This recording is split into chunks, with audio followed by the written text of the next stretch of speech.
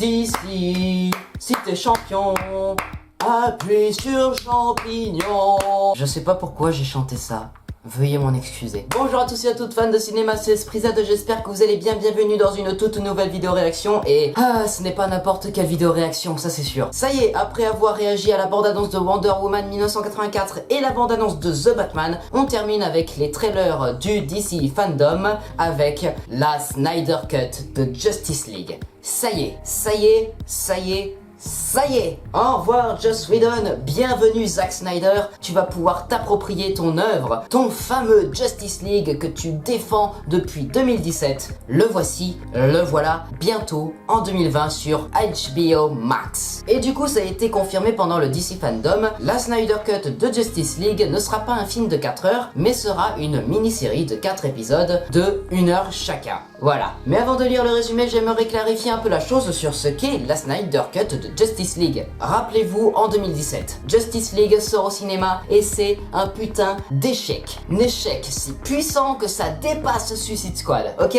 Ce film est haï. Ce film a subi tellement de coupures, non seulement par Joss Whedon, par les producteurs de la Warner et bien d'autres, que ce film fut un désastre. Une merde, un navet, un des pires films de l'année. Mais le problème, c'est que Snyder n'a pas voulu lâcher l'affaire. Pourquoi est-ce que Zack Snyder n'a pas pu finir Justice League et a laissé Joss Whedon à la réalisation? Pourquoi? Parce que sa fille venait de mourir. Elle venait de se suicider. Voilà, hein, il avait une bonne raison de partir. Et le problème, c'est que quand le film est sorti, il s'est aperçu que ça ne respectait absolument pas sa vision du film et il a vraiment défendu jusqu'à la fin son film à lui. Et voilà, on a eu l'annonce il y a quelques mois, la Snyder Cut allait être diffusée sur HBO Max. Et là, c'était la folie. Tout le monde était hypé. Tout le monde était en joie extrême de découvrir enfin le film tant attendu, le Justice League que tout le monde aurait voulu voir au cinéma en 2017. Bien entendu, avec le même casting, Ben Affleck, Gal Gadot, Henry Cavill, Jason Momoa, Ezra Miller. Bien entendu, ils sont tous là. Mais alors, qu'est-ce que Snyder voulait mettre dans son film que Joss Whedon n'a pas mis? Eh bien, tout d'abord, Darkseid, le fameux univers post-apocalyptique que Ben Affleck, le Batman de DC, a vu dans Batman vs Superman au cours d'une vision, je crois. Il avait un autre design pour Steppenwolf, le méchant du film, qui essaye de réunir 3 boîtes pour essayer de reformer ce que l'on appelle l'unité, avec la boîte mère, une sorte de machine qui transforme un peu le monde aux alentours pour transformer en fait la Terre en Darkseid. Et vu que nos chers Batman, Aquaman, Wonder Woman, Flash et Cyborg pensent qu'ils n'arriveront pas à le battre tout seul, eh bien il décide de ressusciter Superman, enfin voilà quoi. Je vais quand même vous lire le résumé du film Justice League de 2017 pour vous donner un petit résumé sur lequel vous appuyez. Après avoir retrouvé foi en l'humanité, Bruce Wayne, inspiré par l'altruisme de Superman, sollicite l'aide de sa nouvelle alliée, Diana Prince, pour affronter un ennemi plus redoutable que jamais. Ensemble, Batman et Wonder Woman ne tardent pas à recruter une équipe de méta-humains pour faire face à cette menace inédite. Pourtant, malgré la force que représente cette ligue de héros sans précédent, Batman, Wonder Woman, Aquaman, Cyborg et Flash, il est peut-être déjà trop tard pour sauver la planète d'une attaque apocalyptique. Mais bien sûr que non, vous allez décider de ressusciter Superman! Incroyable, n'est-ce pas? Le Justice League qu'on a eu avait une durée de 2 heures, là nous allons avoir un film d'une durée de 4 heures avec pratiquement que des plans inédits et on va découvrir ça dans cette bande-annonce teaser que nous avons eu grâce au DC Fandom. C'est parti, nous allons voir ça tout de suite, je suis très impatient de découvrir ça. Lumière, moteur, ça tourne, action, générique.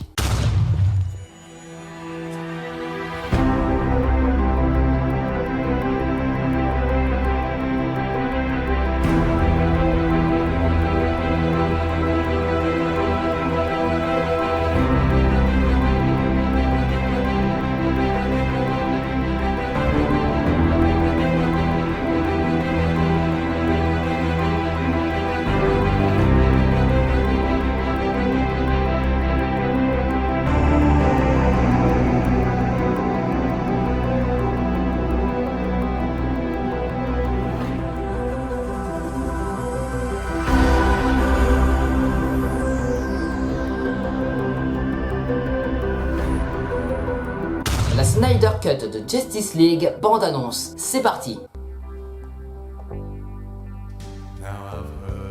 Oh là, c'est moche ça.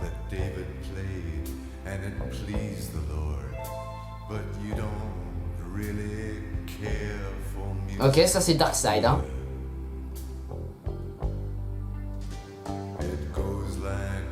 The fourth, the fifth, the Malfoy. C'est Alléluia quoi, hein. Superman, ok, et Batman qui regarde. Aquaman, ok, il y a pas mal de ralentis, hein. Cette scène-là était déjà dans le premier film. Wow. Black Sweet Superman. Alléluia. Alléluia.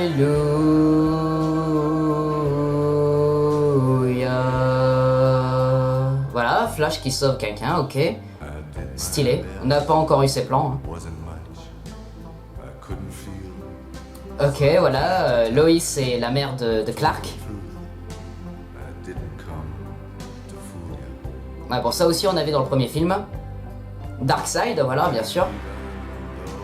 Ça c'est qui ça? Aucune idée. Superman.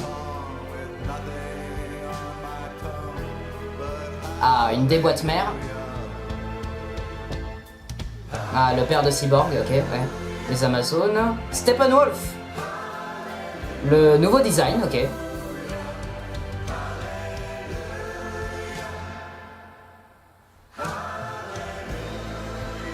Wow, c'est stylé ça.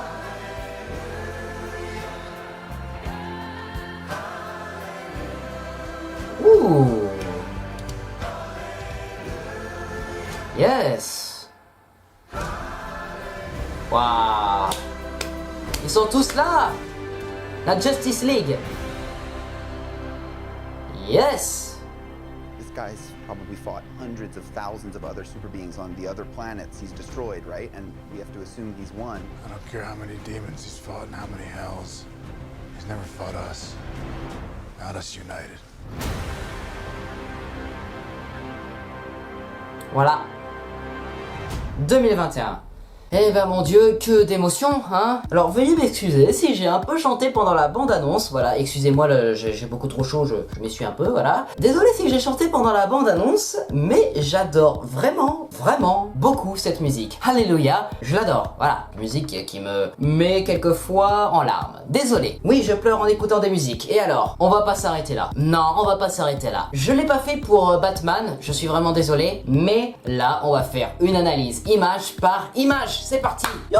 Bon du coup première image on a je ne sais pas qui, putain. Bon d'accord, les effets spéciaux ne sont pas terminés, mais le personnage est très moche. Alors oui, j'ai entendu certaines critiques un peu partout. C'est vrai, c'est vraiment un personnage dans God of War. Mais du coup c'est un personnage de Darkseid, ok.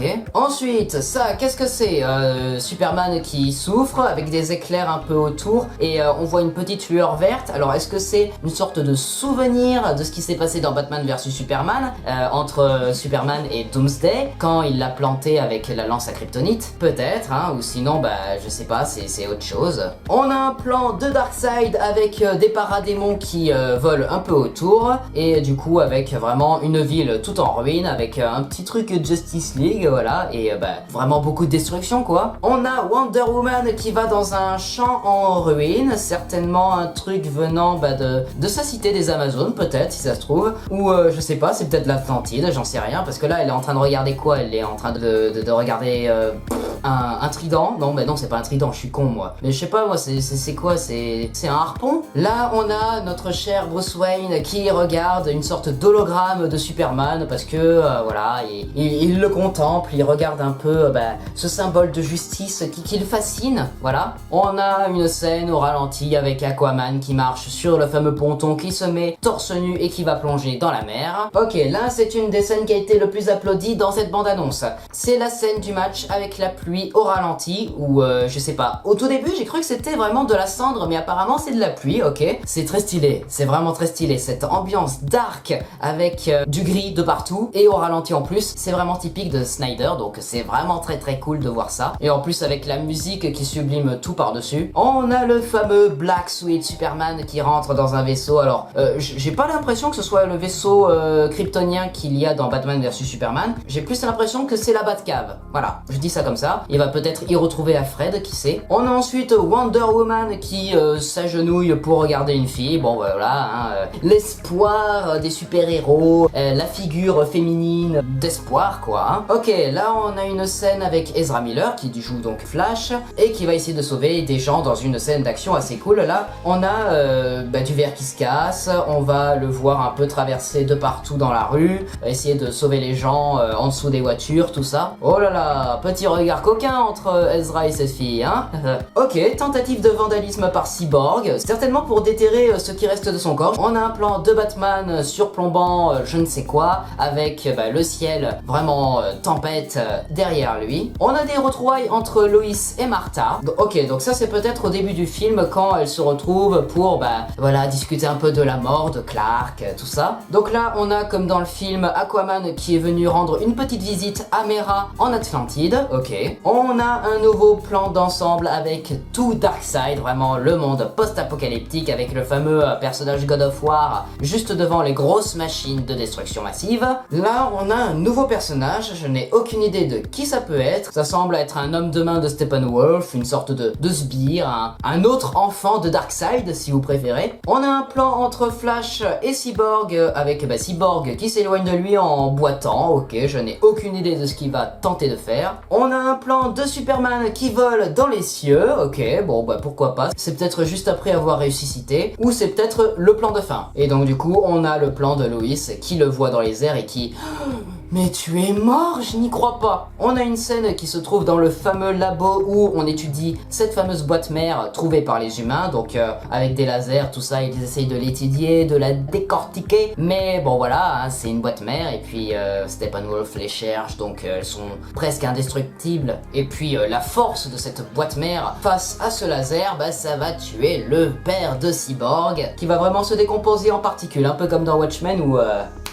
Voilà, c'est Thanos qui a claqué des doigts. On a la scène du début du film avec la mère de Diana, l'Amazone, qui entre dans le temple où se trouve la boîte mère des Amazones et elle va y retrouver très certainement Steppenwolf qui va la voler. Le voilà, le fameux nouveau Steppenwolf. Alors, on ne voit pas énormément son visage là, hein, mais bon, c'est un peu plus détaillé que le tout premier. C'est un peu plus, voilà, cool quoi. Là, on dirait vraiment une armure. Celui de 2017, c'était vraiment très lisse comme armure. Là, c'est vraiment avec plein de piquance et ça a l'air solide. Ok, ici on a un plan avec Aquaman, Wonder Woman et Cyborg qui se retrouvent très certainement face à Steppenwolf comme à la fin du film. Oui, c'est certainement à la fin du film, là où ils se retrouvent là dans la centrale nucléaire. Là, j'ai beau essayer de remettre et de remettre encore l'extrait, je ne vois absolument pas ce que ceci ça peut être. J'ai aucune idée, je ne vois absolument rien. Alors au ralenti, peut-être que je verrai quelque chose, je sais pas, je verrai au montage si je trouve quelque chose à dire, mais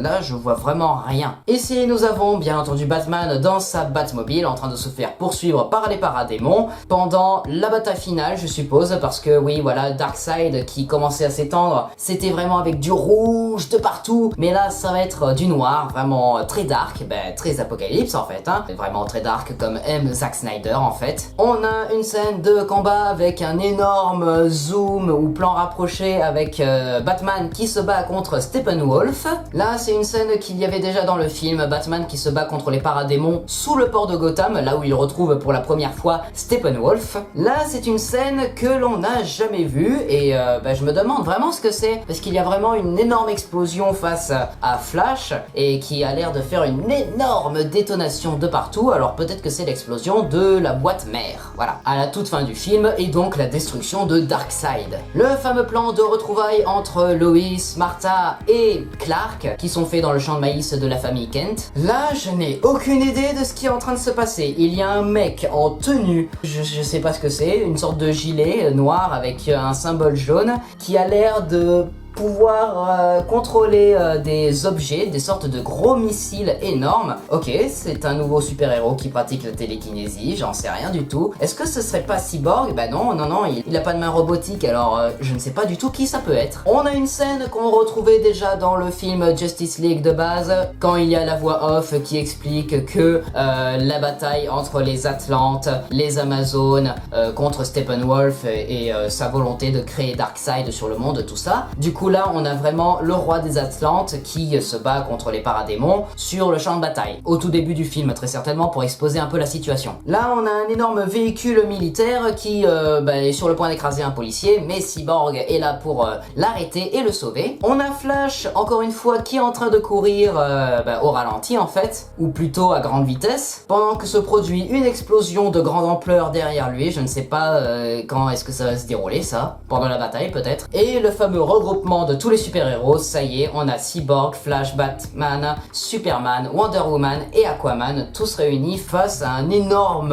avion, hélicoptère. Ok, pourquoi pas. Et juste derrière, il y a tout un quartier résidentiel, peut-être ceux qui vont réussir à sauver après la bataille finale. Et du coup, là, on a la scène de discussion entre les super-héros qui vont après décider de ressusciter Superman grâce aux boîtes mères. Wow. Ok, donc du coup, cette bande-annonce, qu'est-ce que je dois en penser? C'est que il y a pas mal de scènes intéressantes, mais le problème, c'est que la plupart des effets spéciaux ne sont pas terminés. Voilà, il y a le personnage God of War qui fait moche. Il y a l'autre sbire de Darkseid qui est pas très réaliste non plus. Le design de Steppenwolf, je pense pas qu'il soit vraiment fini, sinon il nous aurait un peu montré sa tête. Il y a pas mal de plans que l'on avait à peu près déjà vus dans le premier film. Voilà, bon, c'est une bande-annonce qui ne hype pas non plus des masses, mais quand même ça fait augmenter l'attente. Là j'ai vraiment envie de voir ce film sous mes yeux dans très peu de temps, mais bon, il va falloir attendre au moins un an. Ouais, oui, à cause du Covid, je pense qu'il va falloir attendre au moins un an avant de la voir sur HBO Max. J'espère qu'ils feront au plus vite parce que j'ai vraiment envie de voir la vision de Zack Snyder sur Justice League. Voilà, c'est la fin de cette vidéo réaction. Elle était très longue, mais bon voilà, j'ai fait une vidéo réaction analyse image par image. J'espère que cette vidéo vous aura plu. Si c'est le cas, n'hésitez pas à vous abonner, partager, commenter, liker cette vidéo et n'hésitez pas aussi à me suivre sur tous les réseaux sociaux. Il fait hyper chaud, je transpire de malade. On se retrouve très prochainement pour une nouvelle vidéo. C'était Esprit Z, coupé.